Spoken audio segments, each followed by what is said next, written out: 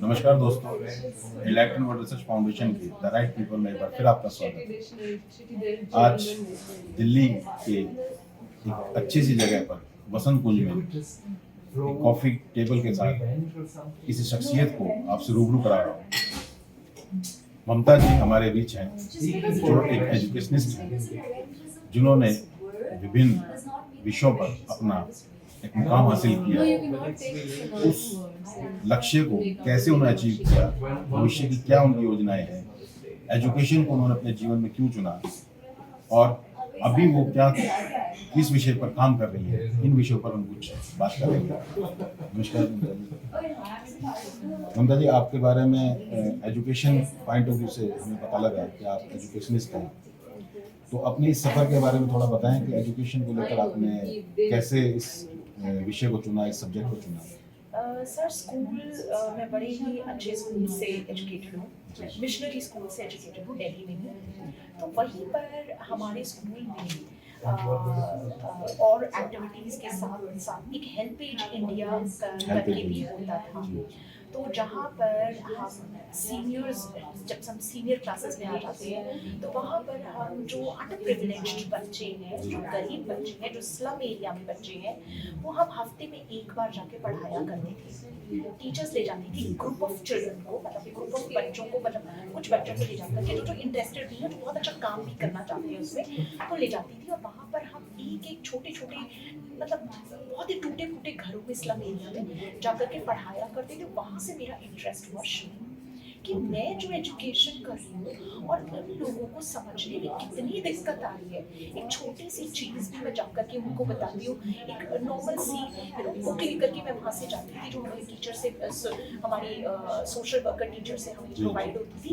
जब मैं वहाँ घर में जाकर के बैठती थी, उनसे बात कर रही थी, बिल्कुल अनजान, बिल्कुल ब्लैंक, तो मुझे बहुत फर्क लगता था। मेरे पेरेंट्स मुझे क्या दे रहे हैं, मतलब कितनी कीमती चीज दे रही है, एजुकेशन। और जो मैं सामने वाला जिसको कुछ नहीं पता, स्लम एरिया में, इनकी लाइफ कैसे चलेगी। तो यहाँ से मेरी दौड़ शुरू हुई कि एजुकेशन अगर मैं हासिल कर सकती हूँ तो दुनिया में कोई भी हासिल कर सकता है। अच्छी से अच्छी एजुकेशन, बस एक चाहत और एक जगाने की जरूरत है कि एजुकेशन के बिना, बिल्कुल एजुकेशन के बिना कुछ नहीं, सबसे पहले एजुकेशन। यहाँ से मेरी जो है सफर शुरू हुआ। दोस्तों, जैसा अभी ममता जी ने हमें बताया कि एजुकेशन के बिना कुछ नहीं। शिक्षा एक ऐसा विषय है इस दुनिया का जिसने इनलाइटमेंट के क्षेत्र में, फील्ड में बहुत से लोगों को चेतन किया है, इनलाइटन किया है। ऐसा माना जाता है कि जो व्यक्ति शिक्षित है वही इनलाइटन है। और शिक्षा का जो मायना है वो हम डिस्कस करेंगे हमसे कि शिक्षा के असल मायने क्या है। जो किताबी ज्ञान हमें दिया जाता है वो, या जो बहुत मोटी मोटी किताबें पढ़ते हैं हम वो, या इसके अलावा कुछ। शिक्षा को लेकर आपने बड़ी अच्छी बात कही कि शिक्षा के बिना कुछ नहीं है। एजुकेशन को लेकर, एजुकेशन के साथ एक वर्ड जुड़ा है, इनलाइटमेंट। आप क्या लगता है कि एजुकेशन जो आदमी लेता है वो इनलाइटेंड भी है, या उसमें कुछ अगर वो वैल्यू ऑफ एजुकेशन समझ जाता है वो एनलाइटेंड है। हर वो इंसान, हर वो ह्यूमन बीइंग एनलाइटेंड है जब वो वैल्यू ऑफ एजुकेशन को समझ जाए। एजुकेशन हम हर दिन करते हैं, किताबें पढ़ते हैं, एक जैसे मेरे बच्चे भी पढ़ते हैं, एक ग्रेड से अपग्रेड होते हैं। 5th स्टैंडर्ड में कोई बच्चा एजुकेशन के थ्रू, बुक्स के थ्रू, टीचर्स की हेल्प के थ्रू, पेरेंट्स के थ्रू एजुकेशन लेकर के ये अपग्रेड होता है।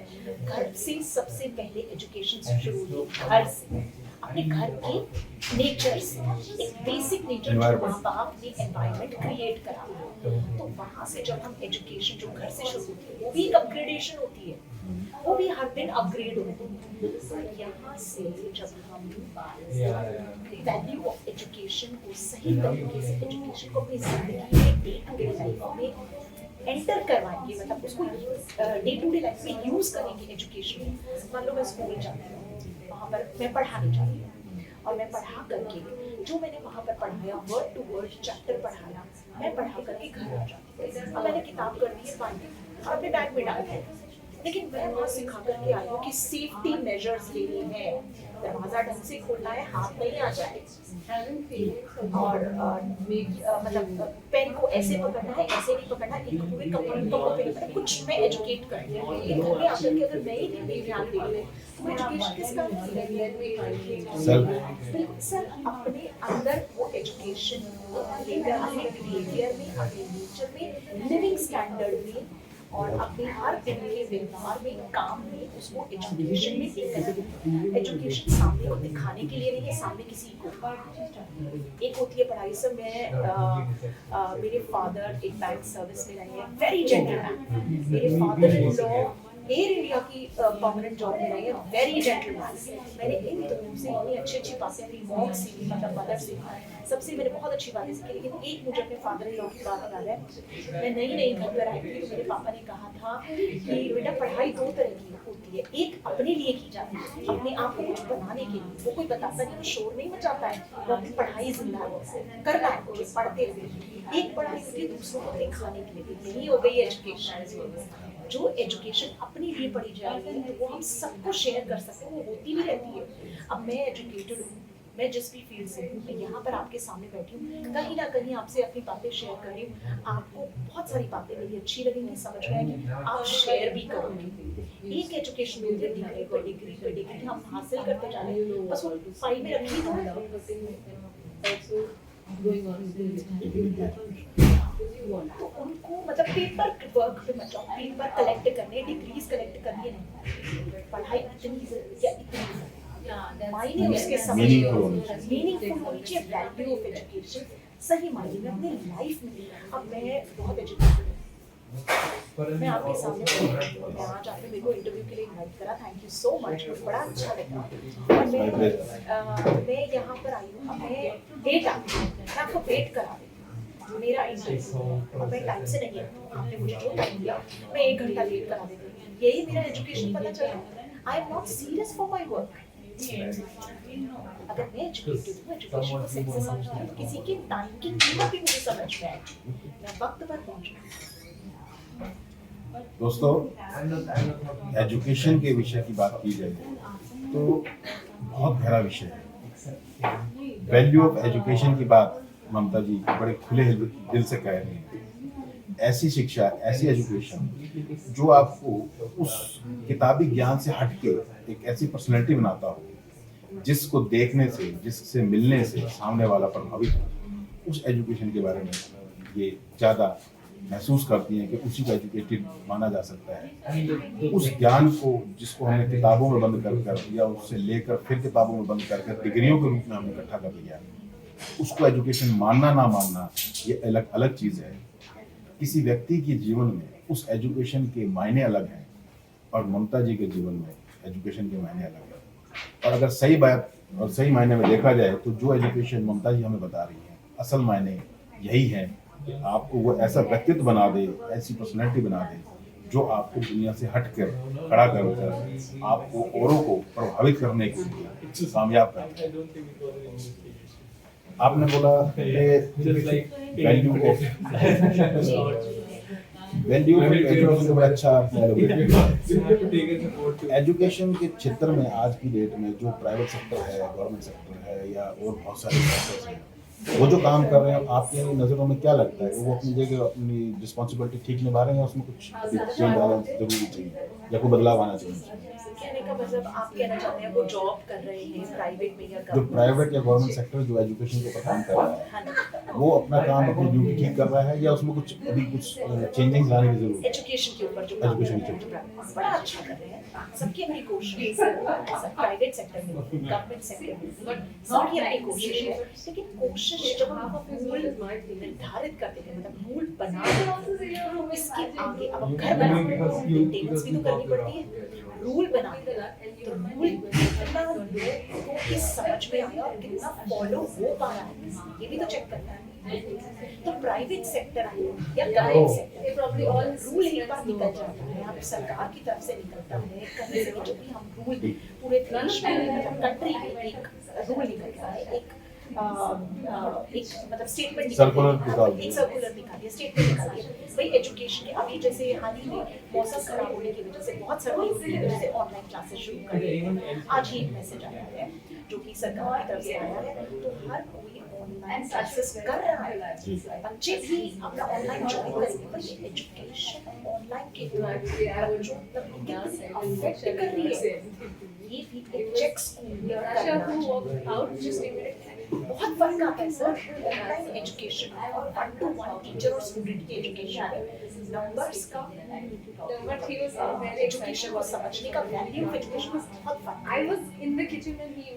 आज का कोरोना के बाद का जो दौर है, जिसमें ऑनलाइन एजुकेशन को तरजीह दी जा रही है, उसको प्रमोट किया जा रहा है, निश्चित तौर पर वो भी एक दुनिया का एक हिस्सा है, वो भी एक कार्य है दुनिया कर रही है, उसका सिस्टम बना हुआ है, उसमें लोग जुड़े हुए हैं। फिर भी ममता जी का ये मानना है कि इस तरह की एजुकेशन उतनी वैल्यूएबल नहीं हो सकती जितना मैन टू मैन होती है। इसको क्यों ऐसा मानते हैं, कोई बात करते हैं, ऐसा क्यों लगता है मैडम कि भाई अगर वो मैन टू मैन नहीं होगा, ऑनलाइन होगा, तो ज़्यादा इफेक्टिवली वो एजुकेट नहीं हो पाएगा? वैसे तो सर अभी आज ही पहले कोरोना के टाइम पे लॉकडाउन हुआ था, तो ऑनलाइन क्लासेस शुरू हो गई थी, तो तब बहुत ज़्यादा प्रॉब्लम्स फेस हुआ था बच्चों को भी, टीचर्स को भी।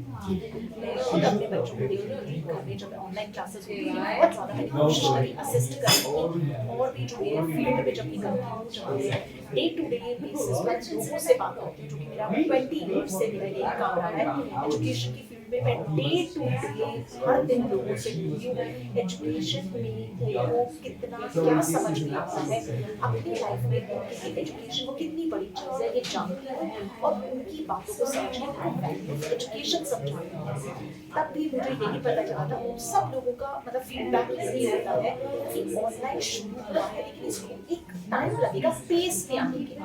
बेहतर ये भी है, बेहतर है और 1-to-1 एजुकेशन, लेकिन अगर ऑनलाइन क्लासेस शुरू हुई है तो वो क्लास भी शुरू होती है जहाँ पर वो क्लास होती है जिसमें 1-to-1 टीचर और स्टूडेंट का इंटरेक्शन होता है, जिसमें कि हम इम्प्रूवमेंट का एक रूम होता है, जिसमें हम एजुकेशन जो टीचर समझाते हैं चैप्टर, जो बच्चे समझ रहे हैं, तो वो कहाँ डिस्क्रिपेंसी आ रही है वहाँ वो क्लास में बात की जाए और उसको स्कूल में वेरियस एक्टिविटीज और भी है उसमें। बिल्कुल सर, फिजिकल एजुकेशन कहाँ होती है ऑनलाइन? फिजिकल एजुकेशन नहीं हो पाता है, बहुत सारे एस्पेक्ट्स हैं, बहुत सारे एस्पेक्ट्स हैं, लेकिन फिर भी अगर ऑनलाइन की अगर बात है तो उसको भी हर तरीके से बेहतर बनाया जा सकता है। जैसे योगा क्लास है, वो टीचर इंटरनेट पर वहीं पर अपने स्क्रीन पर योगा करके बच्चे सामने करते हैं।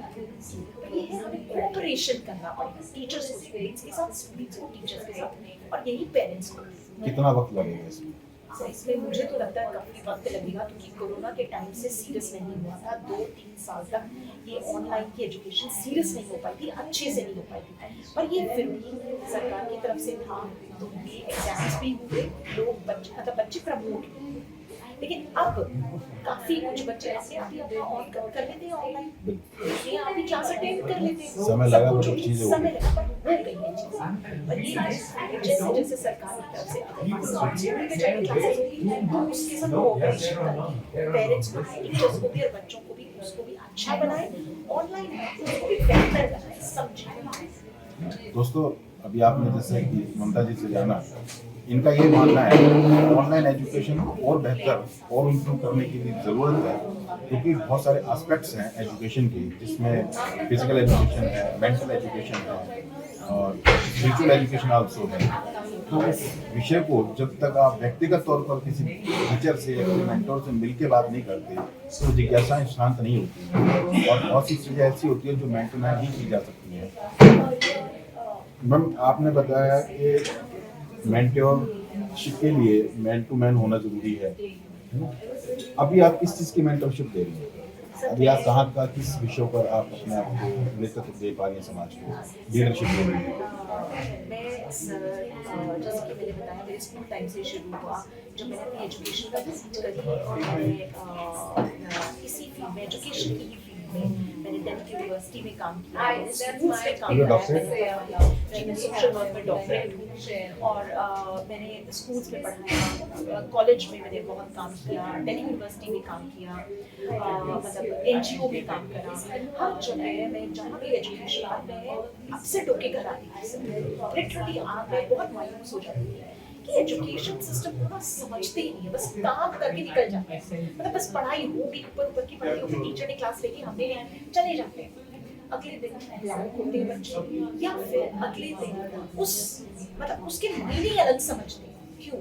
क्योंकि होम नेचर में और क्लास नेचर में कितना फर्क है। घर के नेचर में जो एनवायरनमेंट होता है और क्लासरूम का जो एनवायरनमेंट है उसमें चेंज होता है, उसमें चेंज होता है। अब स्कूल में जो क्लासरूम है, कुछ पेरेंट्स होते हैं क्लास घर को ही क्लास बना देते हैं, बेटा आप बताओ आपने क्या पढ़ाई किया, उसके बारे में बात करते हैं। कुछ होता है जो घर का एनवायरनमेंट और एटमॉस्फेयर होता है वो एजुकेशन पे भर पड़ता है, वो एजुकेशन पता ही नहीं पाता, ऊपर ऊपर की एजुकेशन, रियल एजुकेशन तो पीछे हट गई, बहुत मायूस होती थी। मैंने फिर बहुत टाइम दिया, अभी 20 साल पहले मैंने 100 और एक हमारे पास क्या होता था, प्रेशर होता है जब हम नौकरी करते हैं, इतनी सैलरी होती है, इतना हम टारगेट मतलब इतना हमें अपना स्कूल का पूरा सिलेबस पूरा कराना है और इतनी रिविजन करना, मतलब फिक्स है सब कुछ।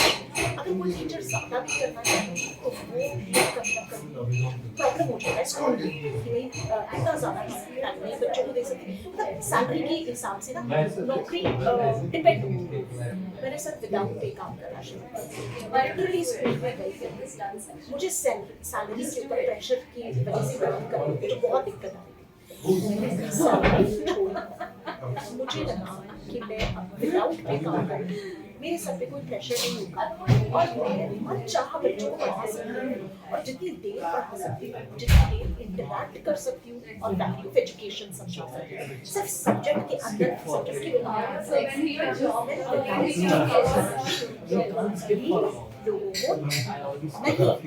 नहीं पसंद आता था। जी मैं तो आपको लगता था भाई बहुत ज़्यादा कहीं कुछ करना चाह रही है, तो लोगों को बहुत ज़्यादा पॉलिटिक्स की वजह से कई चीज़ें प्रॉब्लम शुरू होती है, टीचर बहुत ज़्यादा टाइम दे रही है तो दूसरे टीचर टाइम नहीं दे पा रही है तो प्रॉब्लम हो रहा है, तो इनकी पहचान ना बन ये भी है, पर ये है कि उसके काम से भी दिक्कत है कि वो बहुत ज़्यादा एक अपने सब्जेक्ट को लेके पढ़ा रही है तो मेरे सब्जेक्ट में बहुत अच्छे मार्क्स आएंगे और वो रह जाए, जबकि ऐसा कुछ भी नहीं है। बट इट्स जस्ट दैट जितना आप इंटरेक्शन करोगे बच्चे उतना फ्री होंगे टीचर से इंटरेक्शन करने के लिए और सब्जेक्ट को समझो। यहाँ भी प्रॉब्लम तब से मैं अब रोज बाहर निकलती हूँ, मैं रोज ज़्यादा से ज़्यादा लोगों से बात करती हूँ, ट्विटर पर अपनी रिकॉर्डिंग्स डालती रहती हूँ हर दिन, चाहे वो चाय वाला हो, चाहे वो कुर्ती के आइकन वाला हो, चाहे वो राह चलता आदमी हो, चाहे वो मैथ वाला हो, पोस्ट वाला हो, कोई भी हो या मतलब सिविलाइज्ड इंसान कोई भी हो, सबसे बात कर एजुकेशन वैल्यू ऑफ एजुकेशन हर दिन और मेरे लिए हर दिन हर दिन नया जवाब कि क्या अनुभव उसमें से अनुभव सर हर कम्प्लीटली उन लोगों से मिलना मिलाना हो रहा है। बिल्कुल बिल्कुल एक लोगों से हर दिन ये लगता है कि हाँ हमने इतनी पढ़ाई कर ली है, मैं MA हूँ, मैंने सिर्फ 10-12 हज़ार की नौकरी की मैंने छोड़ा, मुझे नहीं करनी है, मैं प्रेस करना वो आइनिंग कर रहा है, वो प्रेस की दुकान खोली है वो कर रहा है। सर आप मुझे बताइए 10-12 साल पहले मुझे सर ना मुझे नौकरी नहीं, मैं किसी की क्यों सुनूंगा 10-12 हज़ार की सर मेरी एजुकेशन की करी किस लिए? आपको क्या लगता है? देखिए अभी ना विषय इतना गहरा होता जा रहा है कि उस पर लेक्चर पे लेक्चर या इसके ऊपर सीरीज में मिलाया जा सकता है और हम चाहेंगे कि ममता जी हमारे इलेक्ट्रॉनिक रिसर्च फाउंडेशन के जो वेरियस प्रोजेक्ट्स हैं उसके साथ जुड़े। अभी आपने कहा कि एजुकेशन का मतलब नौकरी है या एजुकेशन का मतलब बिजनेस है या एजुकेशन का मतलब कुछ और है, मतलब फाइनेंशियली पार्ट अगर देखा जाए तो अभी आपने बताया कि एक रिक्शा डीलर या कोई दूसरा कम पढ़ा लिखा आदमी भी ये कह के कभी मैं तो अपना काम इसलिए कर रहा हूँ क्योंकि मुझे किसी की गुलामी या किसी का मुझे काम पसंद नहीं है। बिजनेसमैन भी ऐसा मानते हैं, लेकिन कम पढ़े लिखे ज़्यादा पढ़े लिखे से मैटर नहीं करता, लेकिन वो अपना काम करते हैं। तो आपको क्या लगता है कि पैसा कमाने के लिए ये जो शान और शौकत के लिए आदमी जो अमन जिंदगी जीता है, उसके लिए एजुकेशन की जरूरत है या वैल्यू ऑफ एजुकेशन ही चाहिए उसमें?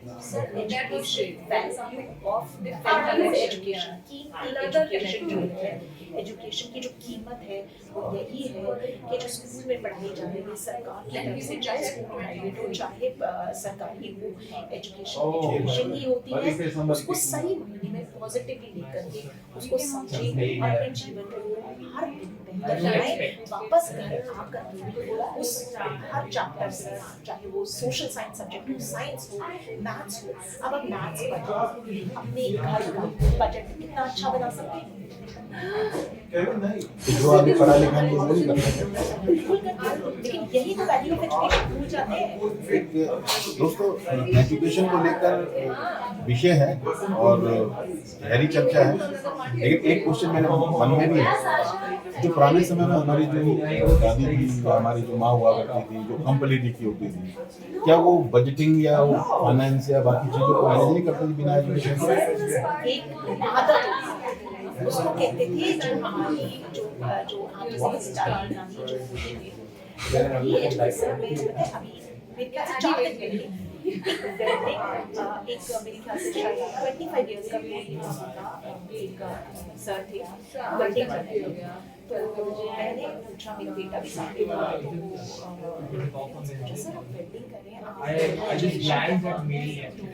और सर हर बात इतना रिस्पेक्टफुली बात कर रहा है। मैंने एक भी इंसान को, एक भी सिविलाइज्ड आदमी को, मैंने एक भी इंसान को ये बात करके नहीं देखा कि एजुकेशन के बारे में बात नहीं करना चाहते। हर कोई बात करना चाहता है क्योंकि हर कोई अंदर से बहुत बेहतर एजुकेशन का बिना समझना चाहता है, पर हमारे वो नहीं है अवेयरनेस। लेकिन जो आदमी पढ़ा लिखा नहीं है उसको तो इसलिए एजुकेशन की बात करेंगे तो उसको मिला नहीं, और जो पढ़ा लिखा है वो तो बताएगा मैं पढ़ा लिखा हूँ। उसके पीछे उसके पापा खड़े बहुत बूढ़े। अब मैंने उनसे पूछा, सर वो कहते हैं और पढ़ाई हमारे घर का काम है, तो मैंने वेल्डिंग भी शुरू कर दिया, बाकी मैं पढ़ूंगा ऐसे ऐसे, मतलब मुझे मिला मैं पढ़ूंगा। तो मैंने कहा अंकल, तो मैंने बस ऐसे ही बोला, मैंने कहा अंकल तो जैसे जो टाइम का हो गया, जो पुराना टाइम है, एजुकेशन नहीं है, फटाफट से बोल मैं 10th पढ़ाऊंगा। मैंने 10th कर रखी है। कहते हाँ मेरे पापा 10th पास है। मैंने कहा सर आप प्राउड है कि वो 10th पास है, लेकिन इनको फाइनेंशियल प्रॉब्लम की या कोई प्रॉब्लम होगी जिसकी वजह से आज वो ये काम उन्होंने अपने हाथ से काम शुरू करा।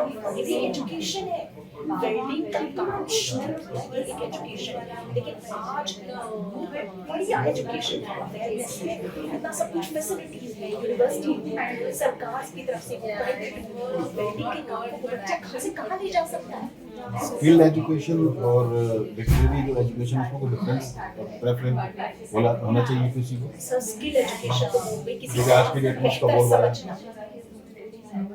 गवर्नमेंट भी इसको तहरीर दे रही है, उसको एम्फसाइज कर रही है, तो आप कौन सा ज़्यादा बेटर मानते हैं? जो लिटरेरी का पार्ट है वो ज़्यादा ठीक है या स्किल्स? बस उसको सही वैल्यू समझे, उसके सही मायने समझे। एजुकेशन हर तरह का, चाहे वो कुकिंग का कोर्स वो भी एक एजुकेशन है। दोस्तों, जब मैडम बोल रही थी तो मैं इसलिए चुप था क्योंकि वो इतना सारा ज्ञान था कि अगर मैं बीच में बोलता तो मुझे लगता है कि वो इंटरेक्ट होगा, क्योंकि वो इनकी मास्टरी है। बात घूम फिर के एक ही चीज पर आकर रुक रही है कि वैल्यू ऑफ एजुकेशन क्या वाकई में आपको मिल रही है, क्या आप ले पा रहे हो? स्किल डेवलपमेंट के नाम पर आप कोई कोर्स कर लो, आप कोई PhD डॉक्टरेशन या डॉक्टरेट कर लो, अपने आप को डॉक्टरेट करा लो, या कुछ भी आप ऐसा काम कर लो जिससे आपको एजुकेटेड माना जाए। अगर वो वैल्यू ऑफ एजुकेशन की श्रेणी में, श्रृंखला में या उस पंक्ति में नहीं आता तो निश्चित तौर पर आपको सोचना पड़ेगा कि आप एजुकेटेड है भी या नहीं। आपने 3 तरह के सेगमेंट्स हैं, upper class, middle class, lower class. Education सभी के लिए जीवन में मायने रखती है। तो जो अपर क्लास है वैसे क्या एजुकेशन होती है जो लेकर चलती है और मिडिल क्लास और लोअर क्लास को अपना क्या नाम है अपने साथ जोड़कर उनकी लाइबिलिटी को लेती है, या एसेट्स और लाइबिलिटी का जो पैटर्न है जो हम लीड करते हैं किसी को, तो ऐसी कौन सी एजुकेशन होती है जो हमें लीड करने की पंक्ति में खड़ा कर देती है, या ये अपर क्लास है, ये लोअर नहीं जैसे मान लो हम एजुकेशन ले रहे हैं, हमें ऐसी कौन सी एजुकेशन लेनी चाहिए जो हमें लीडर बना दे, ऐसा क्या सर लीडरशिप के बड़े अच्छे कोर्स निकल रहे हैं, आप करें मैं पॉलिटिकल लीडर की बात नहीं कर रहा हूँ, मैं लीड मतलब किसी भी सब्जेक्ट को लीड लीड करना करना है सर, लीड करने का कोई कोर्स नहीं कोई है। कोर्स ऐसा कोई मतलब कोई एकदम मतलब क्विक रूल नहीं है। आजकल सोशल मीडिया पे बहुत सारे कोर्सेज आ रहे हैं। कुछ भी करना है, कुछ जीतना है, कुछ बनना है, तो हर दिन की मेहनत बहुत जरूरी है। हर दिन उस पे काम करें, हर दिन उस टॉपिक पर सोचें, हर दिन काम करें, अपने लिख कर नोट्स बनाएं, हर दिन उस पे काम करें। सर आप अभी जब जैसे आप मुझसे मिले तो आपने मुझसे सबसे पहले पूछा, सर मैम आप अगर आज सोशल एक्टिविस्ट नहीं होती तो आप क्या होती? तो ये मुझे बड़ा अच्छा लगा जब आपने पूछा, तो मैंने आपको तभी बताया मैं एयर होस्टेस होती थी, तो that was my first interview. मेरे पापा ने मुझे मतलब ट्रेन किया, मैंने कोई ट्रेनिंग नहीं दी थी, मैंने कोई कोचिंग नहीं ली, मैंने बस अपनी ड्रेस तैयार करी जिस पर जो मुझे एयर होस्टेस के लिए वहाँ पर एंट्री मिल जाती, तो ये एयर होस्टेस की तरह लग रही है, तो मुझे एंट्री मैंने फॉर्म नहीं भरे, मैं सीधा गई, मैंने कुछ रिटन एग्जाम दिए, कुछ इंटरव्यू दिए, मैं जेट एयरवेज में फर्स्ट टाइम इंटरव्यू दी जो मैं फेल हुई, और आज मैं यहाँ पर हूँ एज अ सोशल एक्टिविस्ट। तो मैं वहाँ हूँ क्योंकि एक बार फेलियर का जो वो होता है तो हमें पता चलता है कहाँ हमारी गलती हुई है, तो मैंने दोबारा इंटरव्यू देकर के बनी जाऊँ। तो सर ये है कि एजुकेशन जो है हम किसी भी फील्ड में, कोई अपर क्लास, कोई मिडिल क्लास, कोई लोअर क्लास का कैटेगरी एजुकेशन की लैंग्वेज में नहीं है। एजुकेशन का कोई नेचर नहीं है भाई ये अपर क्लास के लिए, ये लोअर क्लास के लिए, ये मिडिल क्लास के लिए।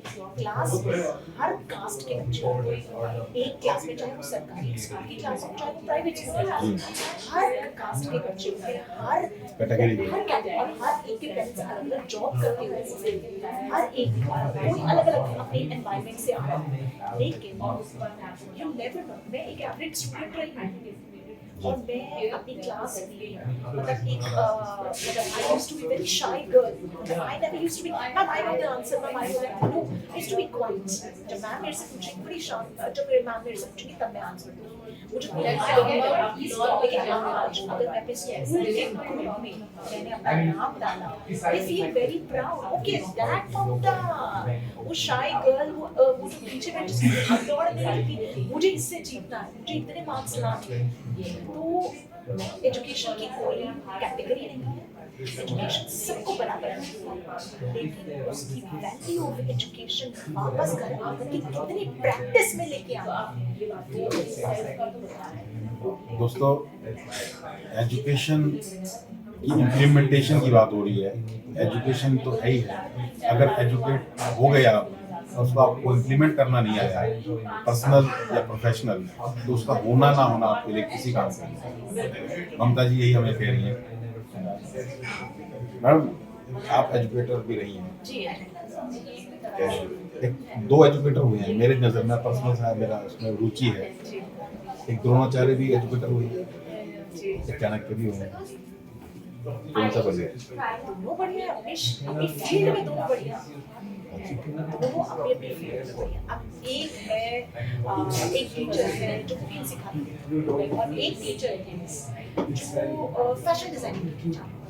अब तो वो अपनी फील्ड में तुरंत है, वो अपनी फील्ड में एक्सपर्ट है।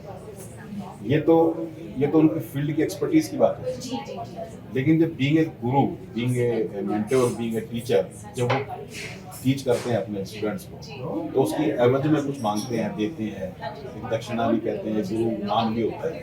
ऐसा कहा जाता है, ऐसा सुना है कि द्रोणाचार्य जी ने अंगूठा मांग लिया था और चाणक्य ने राह चलते को राजा बना दिया था। तो आपकी नजर में कौन से गुरु ज्यादा बेटर है? बड़ा क्वेश्चन ऐसा है, अगर आप दे पाए तो ठीक है, कोई बात नहीं।